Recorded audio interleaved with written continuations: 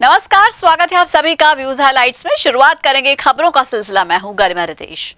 Alwar control room taxi union ने आज अपनी मांग रखते हुए जिला कलेक्टर नन्नूमल पहाड़िया को ज्ञापन सौंपा।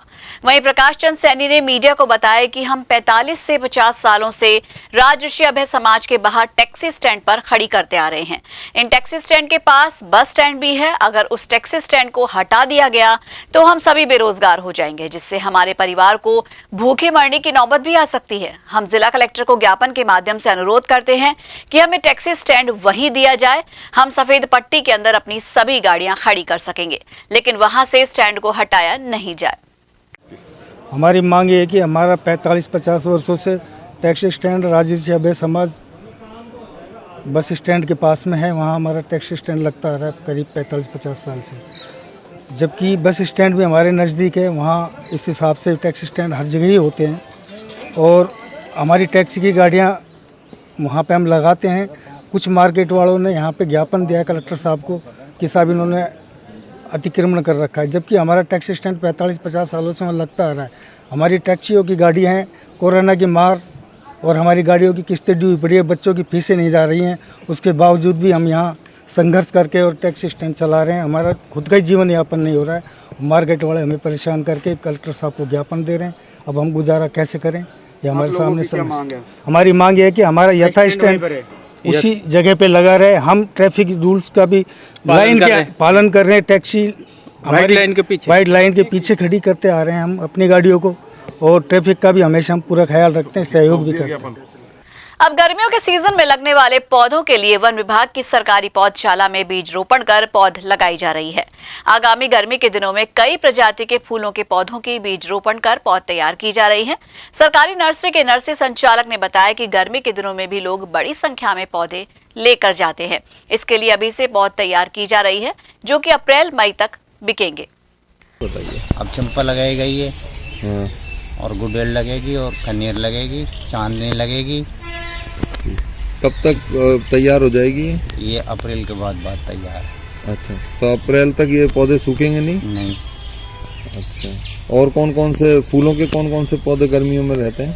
फूलों के तो अभी फिलहाल तो अपने पास गुलाब ही है, नहीं तो ये गुड़ेल है, ये भी फूलों में ही है। चांदनी है, ये भी फूलों में है। अच्छा, तो कितने पौधे?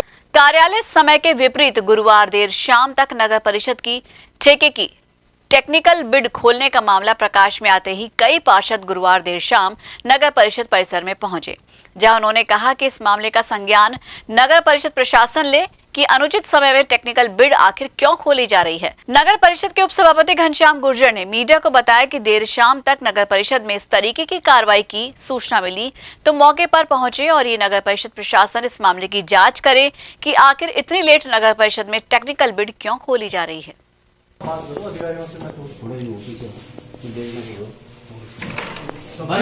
यार जब आप सही काम कर रहे हो तो फिर बंद क्यों कर रहे हो मेरे भाई? नहीं तो आपने बंद क्यों कर दी चीजें? आप जो कुछ चला रहे हो चलाओ, आपको क्या फर्क पड़ रहा है? नहीं तो आप उसको हटा क्यों रहे हो? डेस्कटॉप से चोरी थोड़ी कर रहे हो मेरे भाई। आप सही काम कर रहे हो, आपको क्या डर है? अधिकारी से ही बात कर लेंगे। नहीं, मुद्दा क्या है, जैसे मेरी भी जानकारी मिली है कि मैं भी अभी नगर परिषद में मेरी गाड़ी खड़ी थी, मैं बाजार से आके जैसे जानकारी मिली कि भाई यहाँ पार्षद इकट्ठे हो रहे हैं, तो मैंने भी जानकारी चाहिए भाई पार्षद क्यों इकट्ठा हो रहा है। पता लोगों की यहाँ कोई टेक्निकल बिड खुली है सफाई ठेके की, तो जैसे जैसे ठेकेदारों को क्या है बिड खुलती गई होगी तो उनको सूचनाएं मिली होगी, तो उन्होंने भी मतलब अपनी करी होगी भाई बिड कहाँ खुल रही है। ये वो पता लगा कि नगर परिषद के ही परिसर में वो बिड को खोलने का कार्य कर रहे हैं, तो इसलिए ये आए, यहाँ पता लगा भाई बिड खोल रहे हैं। जानकारी मिली कि भाई ये टेक्निकल बिड खोल रहे हैं, तो ये प्रशासनिक प्रक्रिया है टेक्निकल बिड खोलने की। अब इनको कमिश्नर ने क्या आदेश दिया ये तो कमिश्नर साहब बताएंगे। एक प्रशासनिक प्रक्रिया की तरह अभी जो यहाँ शौचालय है उसकी सफाई व्यवस्था को लेकर भी एक ठेका खुला। ठेकेदार ने अपनी स्वीकृति दे दी कि उससे कार्य नहीं होता, सेकंड नंबर के ठेकेदार को दे दी गई। इस बात देखो जो नियम है उन नियम के विरुद्ध उसके खिलाफ कार्रवाई होनी चाहिए। अगर किसी ने टेंडर डाला है तो अगर उसने टेंडर डाला है उसको ब्लैक लिस्ट करना चाहिए, ये प्रशासन का काम है। अगर ऐसा नहीं हो रहा है तो ये प्रशासन जिम्मेवार है, और आज भी जब हो रहा है तो इसका जवाबदेही ना तो कोई पार्षद है ना कोई कर्मचारी कमिश्नर और वो जवाब दे कि भाई उन्होंने क्या टेक्निकल बिड को कितना बजे खोलने का था और कहाँ खोलने का था। ये प्रशासनिक अधिकारी आप कमिश्नर साहब से पूछिए कि उन्होंने इस टेक्निकल बिड को खोलने के लिए जिन कर्मचारियों को आदेश दिया है वो बता पाएंगे पूरी बात। आप सब कह रहा है बंदा के संबंधित जिम्मेदार अधिकारी नहीं है। क्यों नहीं जिम्मेदार अधिकारी? मैंने अकेले मेरे को मैंने अकेले से क्या मतलब है? मेरे भाई साहब एक बात नहीं राजकुमार जी बिल्कुल क्लियर आपने साहब से पूछा है कि आप सही जवाब दो। नहीं मैं देखने के ऑथराइज नहीं हूँ। आप ऑथराइज नहीं है, सीएसआई है भाई। ये शहर की सफाई का सीएसआई राजकुमार सैनी है और यही करेंगे। आपसे सही तरीके से पूछा, सही तरीके से जवाब दो। गलत तरीके से जवाब दो। सही तरीके से पूछा जा रहा है तो सही तरीके से जवाब दो। गलत क्या हो रहा है? आपकी जिम्मेवारी है, आप जिम्मेदार अधिकारी हैं। आप करो ना खुले में काम, चौड़े में करो सुबह। ये कंप्यूटर खा लेके यहाँ बैठे नहीं क्यों नहीं दिन में बैठो ना। अब सब कोई नहीं है, पूरा बंद है, पूरा बंद। लोग बाहर से लोग लगा रखा है। अलवर ट्रांसपोर्ट नगर में एक युवक ने अज्ञात कारणों के चलते फांसी लगाकर अपनी जीवन लीला को समाप्त कर लिया। एनएबी थाना के उप निरीक्षक महावीर प्रसाद ने मीडिया को बताया कि सुबह थाने पर सूचना मिली कि एक युवक ने फांसी लगा ली है। सूचना मिलते ही पुलिस मौके पर पहुंची और उसे अस्पताल ले जाया गया, जहां उसे मृत घोषित कर दिया गया। शख्स का नाम सुनील कुमार है, जिसकी उम्र 38 साल बताई जा रही है। सुनील टैक्सी चलाने का काम करता था। पुलिस ने मृतक का मेडिकल बोर्ड से पोस्टमार्टम करा शव परिजनों के सुपुर्द कर दिया। मामले की जाँच की जा रही है। आज दिनांक 19/2/21 को सुबह थाने पर सूचना मिली कि ट्रांसपोर्ट नगर में किसी व्यक्ति की मृत्यु हो गई है। इसी तला पे थाने से जाब्ता हुए थानाधिकारी पहुँचे, लाश को सरकारी अस्पताल लेकर आए हैं। लाश का पंचायतनामा कार्रवाई की जा रही है एवं मेडिकल बोर्ड द्वारा पोस्टमार्टम करवाया जाएगा। मृत्यु का कारण बस असली पता पोस्टमार्टम के बाद में लग पाएगा। अवस्था में मिला था मौके पर? मौके पे थानाधिकारी पहुंचे थे। क्या तहरीर दी है परिवार वालों ने? परिवार वालों ने अभी तक कोई तहरीर नहीं दी है। जैसे ही रिपोर्ट प्राप्त होगी, जैसी कार्रवाई होगी, अमल में लाई जाएगी। और कुछ भी और इसी के साथ ही व्यूज में वक्त हो चला एक बहुत छोटे से ब्रेक का, लेकिन आप कहीं मत जाएगा, देखते रहिए माध्यम।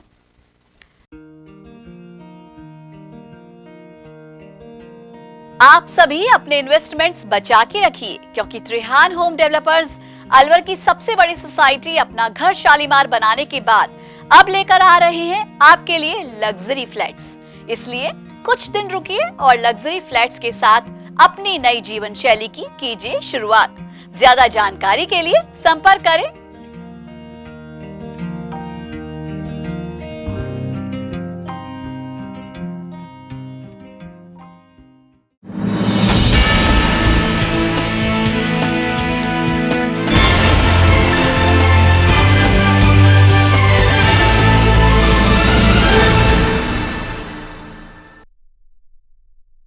व्यूज में एक बार फिर से आप सभी का स्वागत है और अब फिर से रुक करेंगे कुछ और खबरों का। दक्षिणी पश्चिमी कमान का अलंकरण समारोह शुक्रवार को अलवर के ईटाराणा छावनी में आयोजित किया गया। इस समारोह के दौरान भारतीय सेना के उन वीर सेनानियों को जिन्होंने शत्रु का सामना करते हुए कर्तव्य के प्रति असीम समर्पण और अदम्य साहस प्रदर्शन किया और जिन्होंने शत्रु की अनुपस्थिति में सैन्य सेवा के दौरान अपने कर्तव्य के प्रति समर्पण भाव का परिचय दिया, उन्हें पुरस्कार देकर सम्मानित किया गया।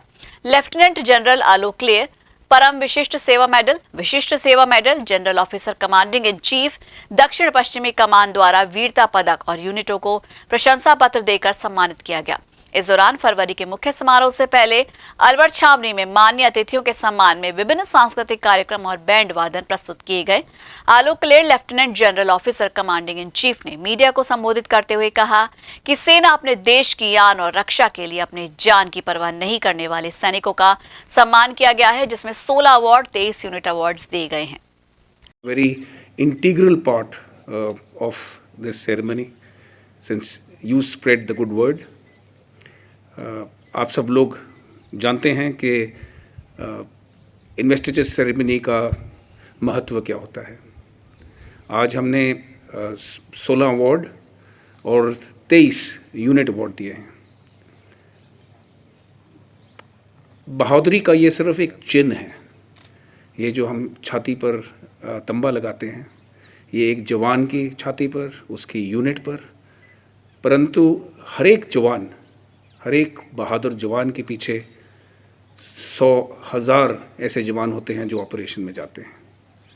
मेरे कहने का तात्पर्य ये है कि जो तंबा हम एक जवान की छाती पर लगाते हैं, ये उसकी पूरी यूनिट की छाती पर लगा रहता है।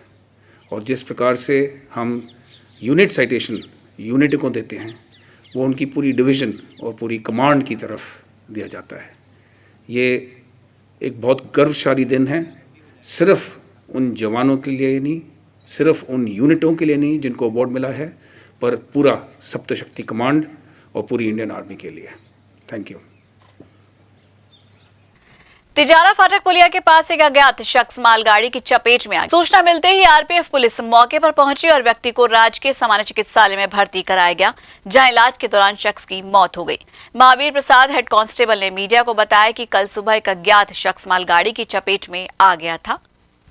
मृतक शिवाजी पार्क का रहने वाला निकला, जिसका नाम रामनिवास उम्र 85 दर्ज की गई है। मॉर्निंग वॉक के लिए जाते वक्त वो मालगाड़ी की चपेट में आ गया। पुलिस ने मृतक का पोस्टमार्टम कर शव परिजनों के सुपुर्द कर दिया है। तिजारा पुलिया के नीचे एक अज्ञात व्यक्ति ट्रेन मालगाड़ी से मजरूफ हुआ था, जिसके वारिसान जिसको सिविल अस्पताल अलवर में भर्ती कराया, जिसके दौरान इलाज मृत्यु हो गई थी, जिसको आज दिनांक ज्ञात होने पर नाम पता रामनिवास सनोब गुगन उम्र 85 साल शिवाजी पार्क का होना मालूम हुआ, जिसका पोस्टमार्टम कर वारिसान को सुपुर्द किया गया। कब हुई थी सर ये घटना?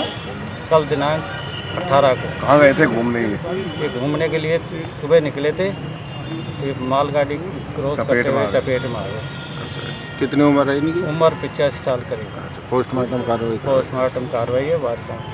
वार्ड नंबर 21 में बरसात के दिनों में पानी बहुत ज्यादा भर जाता है, जो घरों के अंदर तक कीचड़ कर देता है, जिससे लोगों को खासी परेशानी होती है। पार्षद रमाकांत यादव ने ज्ञापन के माध्यम से पहाड़ों पर बरसाती पानी इकट्ठा करने के लिए एनीकट बनाए जाने की बात कही है। पार्षद रमाकांत यादव ने अलवर सांसद, नगर परिषद सभापति, शहर विधायक को पार्षद ने ज्ञापन सौंपा। ज्ञापन के माध्यम से उन्होंने कहा कि प्रतापबंद के पास छोटे छोटे एनीकट्स बनाए जाए, जिससे शहर में जल स्तर बढ़े और पानी की कमी ना हो और भारी बरसात के दिनों में पानी घरों में ना घुस सके। तो ये है कि हमारे वार्ड 21 में बरसात का पानी बहुत ज़्यादा आता है पहाड़ों को। वो खाटू श्याम मंदिर से लेके पूरे अशोका तक घरों में पानी भर जाता है, कीचड़ भर जाता है। पानी तो निकल जाता है, लेकिन कीचड़ इतना भर जाता है कि वो सारा पानी बहुत ज़्यादा नुकसान करता है। उसके लिए मैंने सांसद महोदय जी को, विधायक जी को, सभापति जी को एक ज्ञापन दिया है अपने लेटर पैड पर। उसमें इन पानी को रोकने के लिए वहाँ ऊपर छोटे छोटे एनीकट बनाया जाए, जिससे जल स्तर भी बढ़े, पानी की तबाही, पानी बचेगा और ये अपने क्या नाम से ये जो तबाही मचती है ना, इसमें नुकसान भी बचेगा। जंगली जानवरों को पानी मिलेगा पीने के लिए, काफ़ी है। तो वार्ड नंबर 21 से कोविड-19 से खतरा फिलहाल थमा नहीं है, कम जरूर हुआ है, लेकिन इसे हल्के में ना लें, क्योंकि कई जगहों पर फिर से कोरोना के मामलों में इजाफा नजर आया है। इसलिए बिना मास्क लगाए घर से बाहर कदम ना रखें, क्योंकि 2 गज दूरी, मास्क है जरूरी। माध्यम टीवी आप सभी से यही गुजारिश कर रहा है। तो आज के लिए व्यूज में बस इतना ही। अपने इलाके की हर खबर जानने के लिए आज ही अपने स्मार्टफोन पर यूट्यूब चैनल से सब्सक्राइब कीजिए माध्यम टीवी और देखिए खबरों के साथ साथ मनोरंजन और हर तरह की जानकारी पाने के लिए रोचक कार्यक्रम। नमस्कार।